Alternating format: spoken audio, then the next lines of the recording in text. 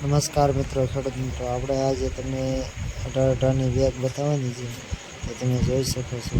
આપણે ટીડીએટ બધી કલમ ખોલી ગઈ છે 18-18ની, અને વ્યવસ્થિત ચેક થઈ ગઈ છે, અને તમે જોઈ શકો છો.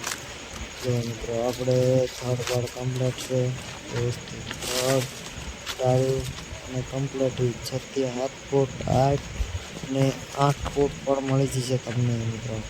હવે હાઈટ વધી ગઈ છે, ફોલ લે એટલે એની હાઈટમાં પણ વધારો થઈ ગયો છે. તો તમે જે મિત્રોને લેવું હોય તો સંપર્ક કરે સદગુરુ ફાર્મ નર્સરીનો.